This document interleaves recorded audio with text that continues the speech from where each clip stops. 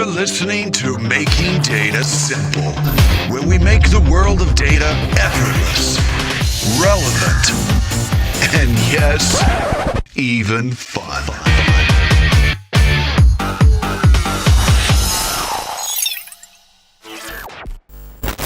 This is a demonstration of IBM Machine Learning for ZOS product. It runs on top of Spark as the analytics engine. When you use the cognitive bank use case, log in as a customer Bruce. You see his travel reward card. You can see he's accrued 57,000 miles. He's been using his card for travel mostly. Demographics is a 14-year-old male with about 300,000 income, 108,000 investments, annual spending of over 70,000. Seems like a good customer, but when you score him for churn, it comes up with a very high probability of 93%. Use his Twitter data to get his sentiment, and we find he's got 12 negative tweets with foreign transaction case complaints. His personality is an open person, be interested in a chatbot kind of interaction, and he also has got self-transcendence, someone who's got a spiritual kind of a thing. Now, looking at his transactions, we find that he bought an airfare ticket around early December, then went to a safari, spending almost $1,000, 2 dining charges and a hotel, and the bot pops up and the interaction starts. It offers him from live from the internet some interesting offers. He says, yeah, I'd be interested in a travel offer. Then the bot knows that he's been to Kenya from his transaction history. It says he's been to Kenya. Are you interested in a safari? It says, yeah, sure, I'd be interested in safari. So it makes him a safari offer while also trying to match which month he's going to go. So then the self-transcendence says he'd be interested in going to the Himalayas, so makes him a safari offer to the Himalayas. And then the fact that he's going in July, it's going to be monsoon in India, gives him a nice raincoat. The key is his complaints about foreign transaction fee. Being a valued customer, the bank decides to waive the foreign transaction fee. Now, the process of building this machine learning model is the visual interface. You point to the database. You don't have to make a data model copy. You live to the data. You just point to it with Spark, and now you have the data. You get a preview of the data. It's got both the internal data from the credit card coming into the DB2ZOS table and the negative tweets that comes in from the external cloud source. So now, combining all of these together, you apply the transformers, do some transformations on the attributes, and get the data ready for machine learning. In this case, the vector assembler puts the features together for building the model, age, activity, education, for example. Moving on now to picking the actual estimators, the algorithms. In this case, we pick a binary classifier called logistic regression, and we build 3 models, one with just 3 basic features, one with 4, and one with more features. A quick comparison on the data split into 60, 20, 20. On the 20% holdout data, it seems that you almost 96% of the best model for the area on the ROC curve. Then you take the remaining data, which is the evaluation data, and then for the final best model, comes out to be pretty consistent to that. Now, the other options to use a visual interface is a notebook. You split the data here into 70, 15, 15, 70% for training. You look at the preview of the data.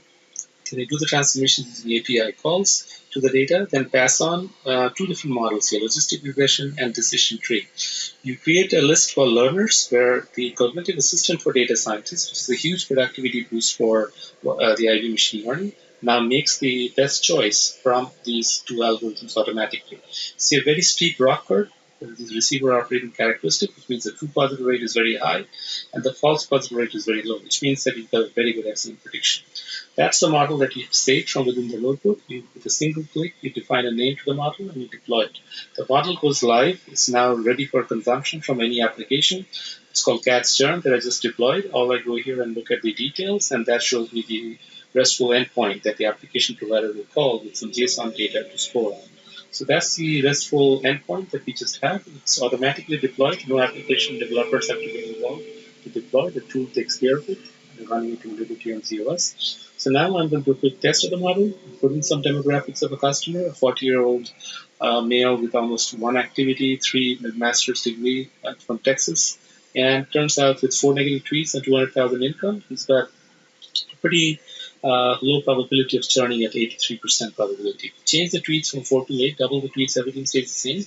Now he flips, he's now actually going to be a potentially strong churner at 84% probability.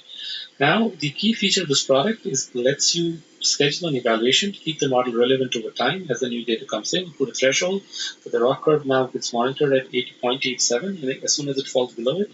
So it turns out that the model starts up at almost 95 as the new data comes in and the evaluation happens. It fell from 87 to 86. The other part of the model health, the 10 models deployed, one of them is not performing according to the accuracy.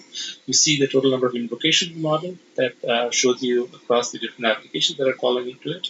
And you'll see the response times, pretty excellent elapsed times for the models, giving you significantly low millisecond kind of response time. For some of these models here take less than 40 milliseconds, which is outstanding with respect to response times running in the mainframe co-located to the data. So the core message is don't move the data, run analytics closest to the data, use predictive techniques using machine learning, and you train the data with productivity boosts of the cognitive assistant, deploy the model right there live, provide a feedback loop to constantly improve the model, to retrain it as the accuracy falls, and at the end, enterprise ready for consumption in any large enterprise. Thank you. Thanks for listening to the Making Data Simple podcast, where we make data fun. Be sure to visit IBMBigDataHub.com/podcast to access the show notes and uncover even more great episodes. Remember, the views expressed here are those of the host and its guests and do not necessarily represent the views of IBM. Until next time, over and